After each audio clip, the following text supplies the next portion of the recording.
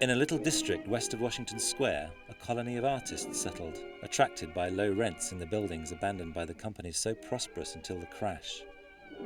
At the top of a squatty, 3-story brick, Sue and Johnsy had their studio. They had met in May and enjoyed each other's company so much that the joint studio resulted. In November, a cold, unseen stranger whom the doctors called Pneumonia stalked about the colony, touching one here and there with his icy fingers. Johnsy, he smote. Her thin blood was no match for Mr. Pneumonia. Sue was beside herself with worry, and the only shoulder to cry upon was that of old Behrman, a painter who lived on the ground floor below them. Behrman was a failure in art. He had wielded the brush for 40 years, always about to paint a masterpiece, but had never yet begun it. He drank to excess and regarded himself as a guard dog of sorts to protect the 2 young women in the studio above.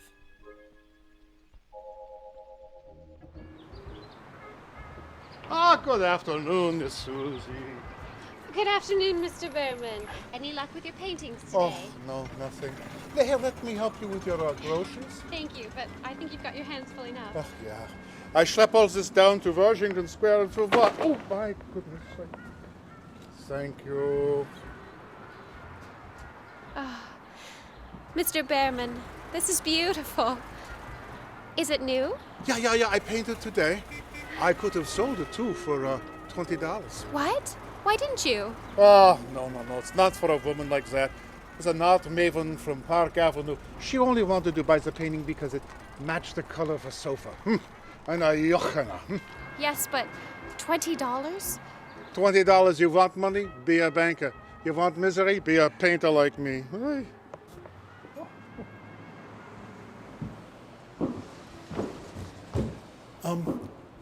How is she? Miss Jonesy, I mean. Going to make her some soup.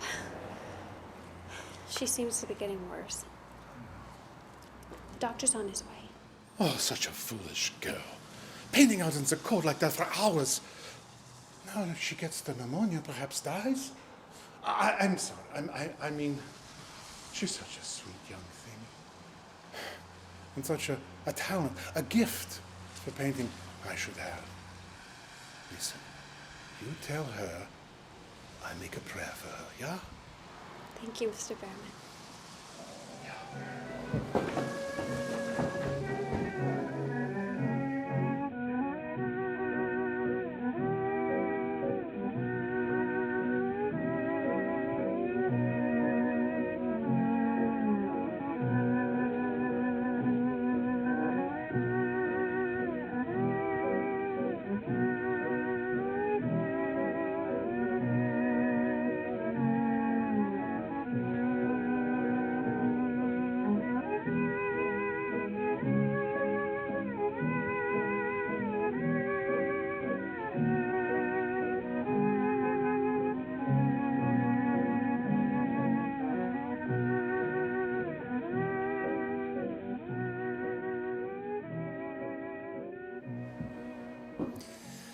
She has one chance in, let us say, 10.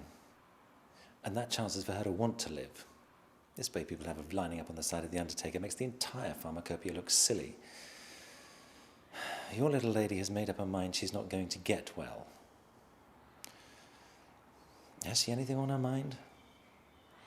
She wanted to paint the Bay of Naples someday. Paint? Bosh. Has she anything on her mind worth giving a second thought to? A man, for instance? A man. Is a man worth? No, Doctor. There's nothing like that. Well, it is the weakness, then. I will do all that science, in as far as it's filtered through my efforts, can accomplish, but when a patient of mine begins to count the carriages in a funeral procession, I must subtract 50% from the curative powers of medicine. If you can get her to ask just one question about the new winter styles and overcoats, I will promise you a 1 in 5 chance for her instead of a 1 in 10. Thank you, Doctor.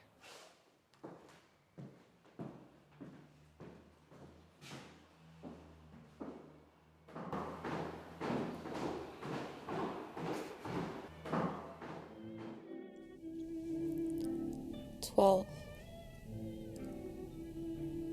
11. Did I tell you? I saw old Mr. Behrman on my way back from the market. He almost sold a painting today. A new one. You should see it. Oh, it's wonderful. Still trying to paint his masterpiece. I shouldn't have bothered. I really don't want any soup. Chauncey, you have to eat something. You need your energy. I'll just leave it here next to you. Try to have a little at least.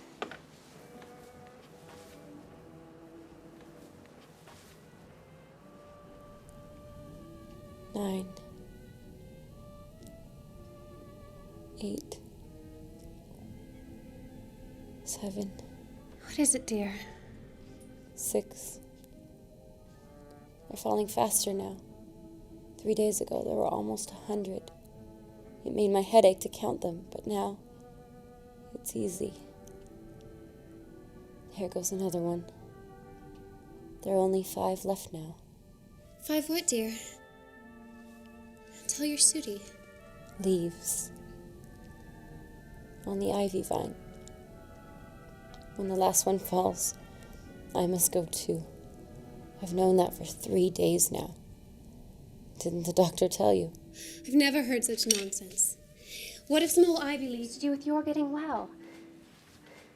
And you used to love that vine so. Don't be a goosey. Why, the doctor told me that your chances for getting well real soon were... Let's see exactly what he said. He said your chances were 10 to 1. Why, that's almost as good a chance as we have in New York when we ride the streetcars or walk past a new building. Try to take some soup now. And let Sooty get back to her drawing so she can sell the editor man with it and buy port wine for her sick child and pork chops for her greedy self. You needn't get any more wine. There goes another. Now there's only 4. I want to see the last one fall before it gets dark. Then I'll go too. Oh, Johnsy, will you promise me to keep your eyes closed and not look out the window until I'm done working? I must hand these drawings in by tomorrow. I need the light, or I would draw the curtain. Couldn't you draw in the other room? I'd rather be here with you. Besides, I don't want you to keep looking at those silly ivy leaves. Tell me as soon as you've finished. I want to see the last one fall. I'm tired of waiting.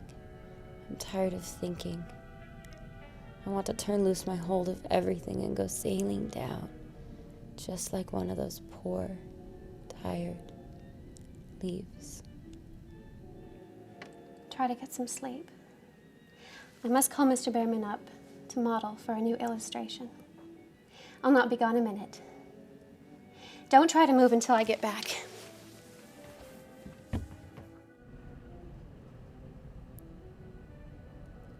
Three. What? Is there people in this world who will die because some leaves drop from a confounded vine? Well, I've never heard of such a thing. Why do you let such silly thoughts enter her pretty little head, hmm? 9. I will not pose for you. She is very ill and weak, and the fever has left her mind morbid and full of strange fancies. Very well, Mr. Behrman. If you do not care to pose for me, you needn't. But I think you are horrid old flibberted gibbet. You're just like a woman. Who told you I would not pose for you? I come with you. You wait.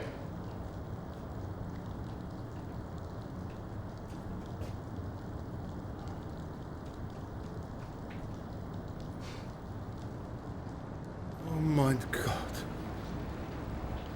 This is no place for someone as good as Miss Yonzi to lie in sickness.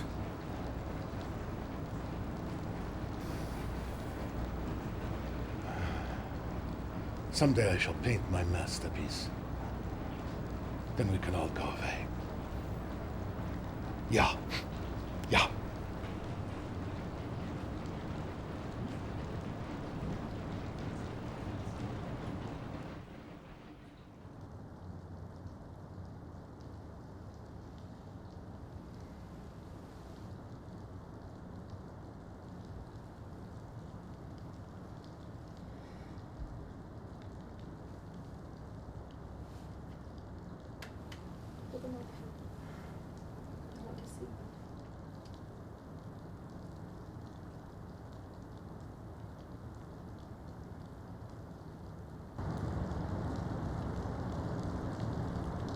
It is the last one.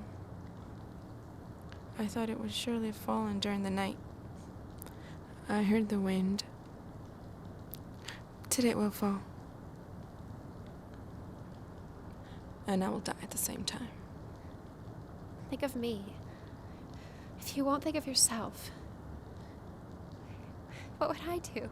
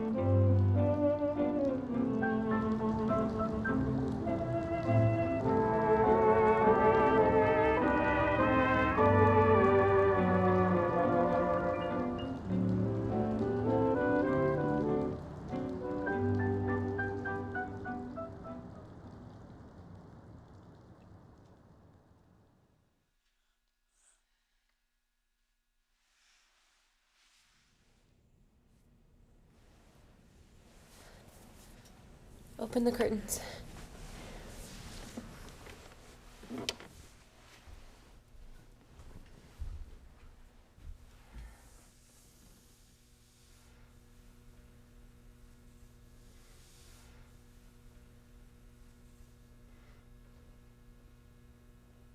I've been a bad girl, Sudie.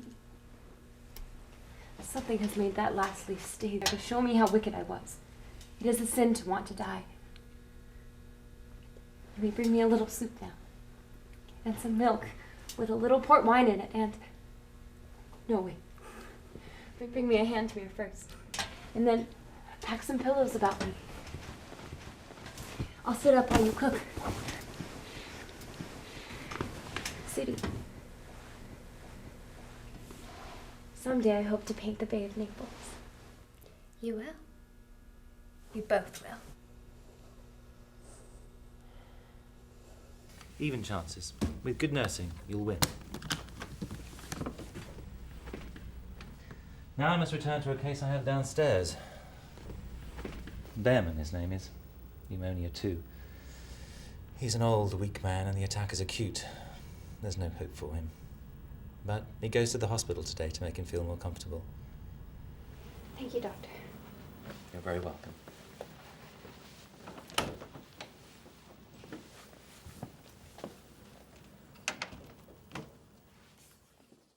Oh. I'm so sorry. Yes, I will. Thank you for calling, Doctor. Bye.